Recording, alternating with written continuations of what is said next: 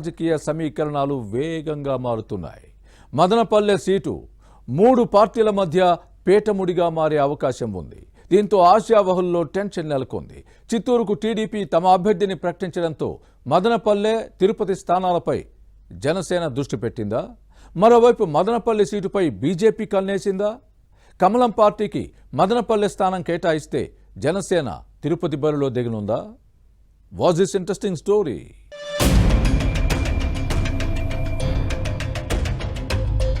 సాధారణ ఎన్నికలు సమీపిస్తున్న సమయంలో ఆంధ్రప్రదేశ్లో రాజకీయాలు వేడెక్కుతున్నాయి. టీడీపీ, జనసేన, బీజేపీ పొత్తుతో ముందుకు సాగుతున్నాయి. దీంతో రాజకీయ పరిణామాలు వేగంగా మారుతున్నాయి. కూటమి పొత్తు పాలిటిక్స్ తో వైసీపీ నేతలు షేక్ అవుతున్నారనే టాక్ నడుస్తోంది. 2014 ఎన్నికల ఫలితాలు రిపీట్ అయ్యే అవకాశం ఉందనే ప్రచారం ఊపందుకుంది. మరోవైపు 3 పార్టీల పొత్తుతో ఉమ్మడి చిత్తూరు జిల్లా మదనపల్లి నియోజకవర్గంలో రాజకీయ సమీకరణాలు వేగంగా మారుతున్నాయి. టికెట్ ఆశావహుల్లో అంతకంతకు టెన్షన్ పెరుగుతోంది. ఇటీవల వరకు టీడీపీ లేదా జనసేన నుంచి ఎవరో ఒకరు బరిలో ఉంటారని ప్రచారం జరిగింది. కానీ ఇప్పుడు బీజేపీ కూడా కూటమిలో జాయిన్ అవడంతో 3 పార్టీల్లో టికెట్ ఎవరికి దక్కుతుందనే అంశంపై చర్చ సాగుతోంది. పార్టీ ఆవిర్భావం నుంచి కూడా మదనపల్లి నియోజకవర్గం టీడీపీకి కంచుకోట. కానీ పార్టీలోని గ్రూప్ రాజకీయాలతో గత 2 దఫాలుగా ఇక్కడ ఓడిపోయింది. ఈసారి 3 వర్గాల్లో ఎవరికి సీట్ ఇచ్చినా కలిసికట్టుగా పనిచేసి గెలిపించుకోవాలనే ప్లాన్లో ఉన్నారు నేతలు.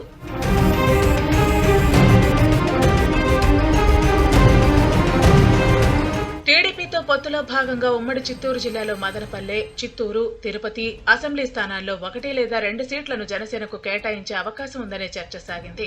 అయితే తొలి జాబితాలో చిత్తూరుకు గురజాల జగన్మోహన్ ను తమ అభ్యర్థిగా టీడీపీ ప్రకటించింది. పవన్ కళ్యాణ్ పోటీ చేస్తే మాత్రమే తిరుపతిని జనసేనకు కేటాయిస్తారని ప్రచారం జరిగింది.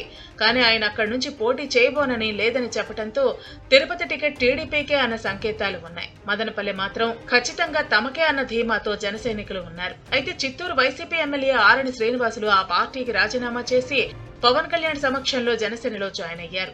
దీంతో బలిజ సామాజిక వర్గానికి చెందిన ఆరణి శ్రీనివాసులు తిరుపతి నుంచి పోటీ చేసే అవకాశం ఉందని వినిపిస్తోంది. జనసేనాని ఈ నేతకు ఛాన్స్ ఇస్తారనే ప్రచారం సాగుతోంది.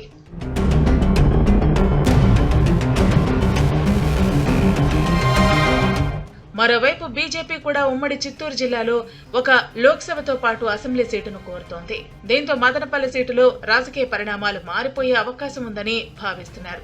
పొత్తులో భాగంగా 2014లో ఈ స్థానం నుంచి బీజేపీ పోటీ చేసింది. చల్లపల్లి నరసింహారెడ్డి బరిలో దిగి ఓడిపోయారు. 2019 ఎన్నికల్లో టీడీపీ నుంచి మాజీ ఎమ్మెల్యే దొమ్మాలపాటి రమేష్, వైసీపీ తరపున నవాజ్ పాషా, జనసేన నుంచి స్వాతి పోటీ పడ్డారు. త్రిముఖపోరులో చివరికి వైసీపీ అభ్యర్థి గెలుపొందారు. అయితే ఈసారి టీడీపీ నుంచి ఎక్కువ మంది ఆశావహులు ఉన్నారు. మాజీ ఎమ్మెల్యేలు దొమ్మాలపాటి రమేష్, షాజహాన్ బాషా టికెట్ కోసం పోటీ పడుతున్నారు. ఇక జనసేన నుంచి గంగారపు రామదాస్ చౌదరితో పాటు మరికొందరు సీటు ఆశిస్తున్నారు. 2014లో మదనపల్లి నుంచి బీజేపీ పోటీ చేయడంతో ఆ పార్టీలో మళ్లీ ఈ స్థానం కోరే అవకాశం లేకపోలేదనే టాక్ నడుస్తోంది. దీంతో టీడీపీ, జనసేన ఆశావహుల్లో టెన్షన్ నెలకొంది.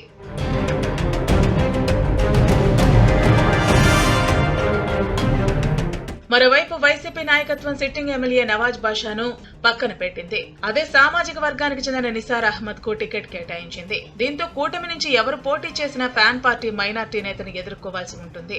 కాంగ్రెస్ మాజీ ఎమ్మెల్యే షాజహాన్ బాషా ఏడాది క్రితం నారా లోకేష్ యువగళం పాదయాత్రలో టీడీపీ కడువా కప్పుకున్నారు. అప్పటి నుంచి పార్టీ కార్యక్రమాల్లో చురుగ్గా పాల్గొంటున్నారు. మరోవైపు టీడీపీ మాజీ ఎమ్మెల్యే దొమ్మాలపాటి రమేష్ కూడా క్రియాశీలకంగా వ్యవహరిస్తున్నారు. వీరే కాకుండా తెలుగు యువత రాష్ట్ర అధ్యక్షుడు శ్రీరామ్ చెడబాబుతో సహా 60 మందికి పైగా ముఖ్య నేతలు టికెట్ రేసులో ఉన్నారు. టీడీపీ, జనసేనలో ఆశావహులపై స్పష్టత ఉన్నా ఒకవేళ బీజేపీకి మదనపల్లి సీటు కేటాయిస్తే పోటీలో ఎవరుంటారనే అంశం చర్చనీయాంశంగా మారింది. మున్ముందు ఎలాంటి పరిణామాలు చోటు చేసుకుంటాయో చూడాలి మరి.